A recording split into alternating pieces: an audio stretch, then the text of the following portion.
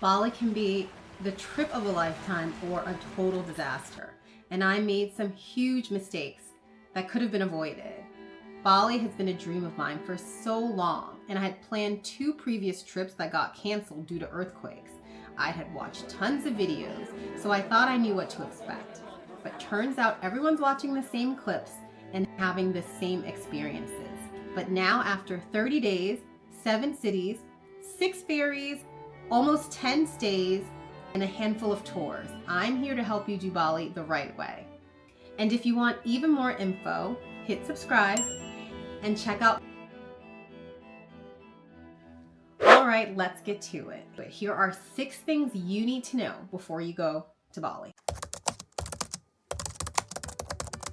Rainy season is crowded, crazy crowded. When most people hear rainy season, they think secluded beaches, fewer tourists. But no, not during rainy season, especially December through mid-January. Bali actually sees a 40% increase in tourism, and in December, over 600,000 tourists came alone. Bali is the size of Delaware to all of my Americans. There are tons of Australians, Europeans, and locals that are coming to celebrate Christmas and New Year as well. The biggest crowds can be found in Canggu, Kuta, Ubud, and Seminyak, and it really has an impact. You have to wake up early to do anything. Beach clubs, you need to go early. You need to pre-book your restaurants, and you need to have an early dinner or a late lunch. You want to go hiking early, you want your tours early. After 12 o'clock, all bets are off. And traffic is insane. Google Maps is going to be your best friend during your stay, but in terms of getting somewhere, don't listen to it. Double the amount of time Google Maps tells you to get anywhere. Because there's no local transportation, everyone's on a scooter or they're in a car, and there's a lot of private cars as well. You want to wake up early to do anything so that you don't deal with the traffic on the roads. The beaches are crowded, the streets are packed. It's pretty unescapable. If you're island hopping, rainy season will impact you in the next tip as well. Your paradise vacation is gonna hit differently.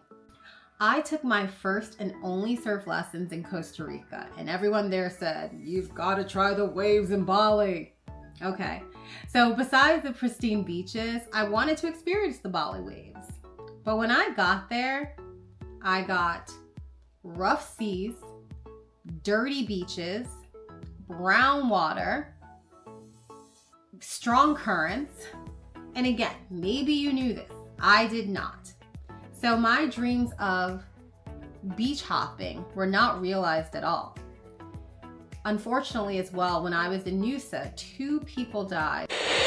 The good news is Bali is so lush and green because of rainy season. While planning for the week or even for the day can be tough, you just need to make sure that you have a backup plan.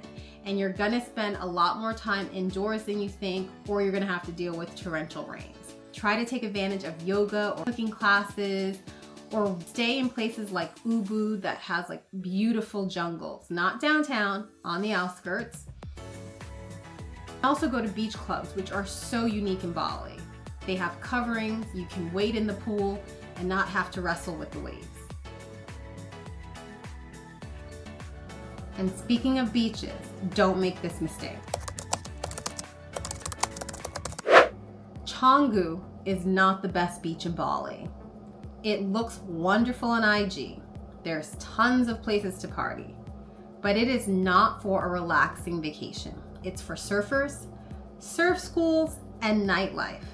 It is not for your paradise Bali trip. Uluwatu is a place you want to go to for your idyllic beach vacation. It has clear waters, hidden gems. Because of the cliff landscape, it's so dramatic and beautiful. My next tip is for my solo travelers. Book a hostel for your first 3 days at least. I am very passionate about this topic after becoming a recent convert. And honestly, my Bali trip would not have been as special had I not stayed in hostels and made the connections I made as early on in my trip. I always thought hostels were for 20-year-olds and backpackers and were so dirty, and it's still true for some. But since the pandemic and the rise of digital nomads and professionals like myself who are traveling the world, hostels and co-living spaces have upgraded, and especially in Southeast Asia, they rival some of these hotels. Accommodations are so varied and so luxe, with daily amenities that you cannot get in hotels. Free breakfast, free mani-pedis, free daily yoga classes, free group tours.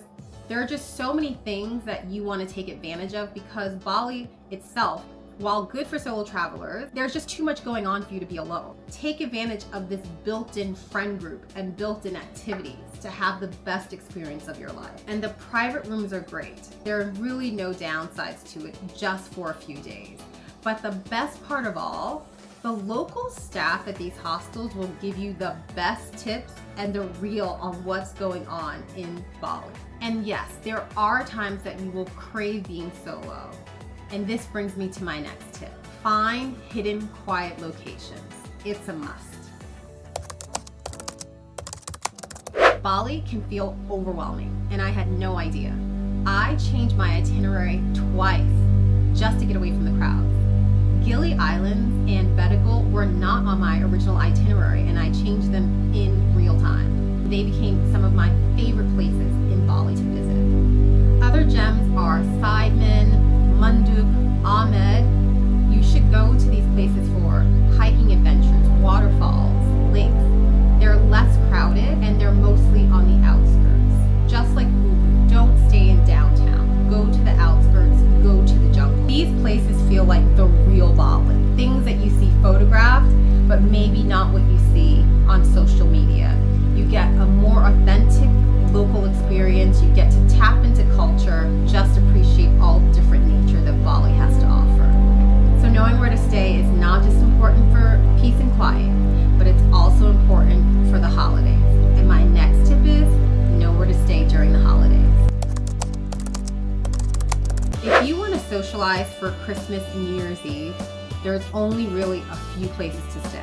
It's Canggu and Seminyak if you're looking for a beach party, a nice dinner, and great vibes. If you're celebrating with your family, then Nusa Dua and the big resorts would be where you want to go. I spent too much time and too much money in a cab on New Year's Eve and Christmas trying to find the right place to go. And also, you have to book early, as with anything in Bali. Accommodations sell out fast, dinners sell out fast, DJ sets sell out fast, and the scammers know this. So don't try to find a deal day of. If you don't book, you're just going to get scammed. So don't try to work your way around it. It's not gonna happen. Regarding scams, let's go to my next tip. And this scam, you don't even know it's happening. The biggest scams in Bali are not very obvious. They are the additional percentage charge at your restaurant, temple sarong scam, the temple bracelet scam, and then something that I'm not sure is particular to me, but on your menu, in the very fine print, you're gonna find either a 15 or 20% charge just because you're a tourist that's added to the bill.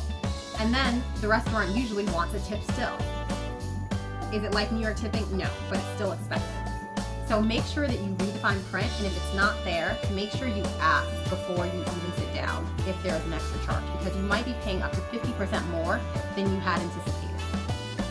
When you go to a temple in Bali, a local might pass you a bracelet, and you're thinking, oh, it's a nice donation, maybe I'll give just $1. That's not it. Don't even touch the bracelet.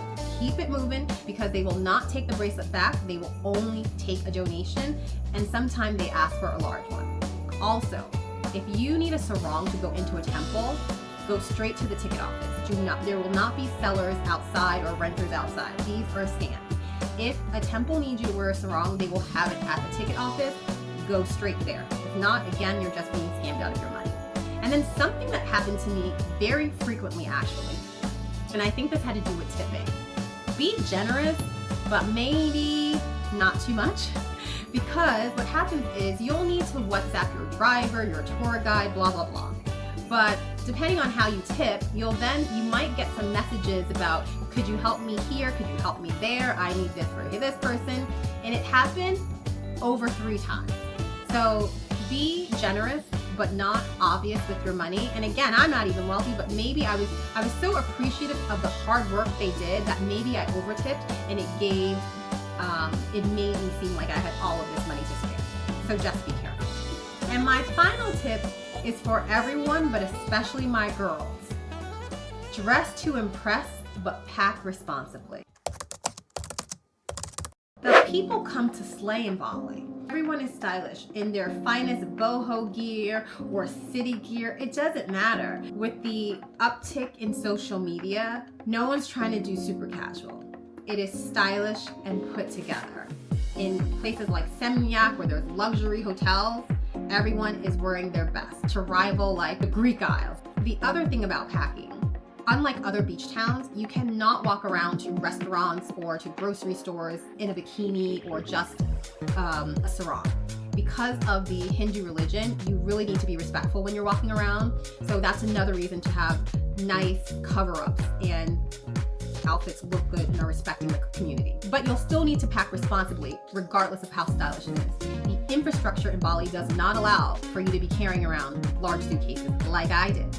In Uluwatu, some of the accommodations, you're literally going down like 15 minutes down a cliff with no stairs, and you're like carrying it like this, or like you're inconveniencing the staff. When you go to some of the islands, when you get off the boat, you don't actually get to the shore. You got to step out in the water. Who's carrying that bag? It's such a hassle. So it's tricky, but it can be done. Stylish, yet light. All right, those are my tips. Like I said, Bali is incredible, but only if you do it the right way. Let me know below in the comments if you have any additional tips or any questions. Don't forget to hit that like and subscribe, and I'll see you in the next video. Bye, guys.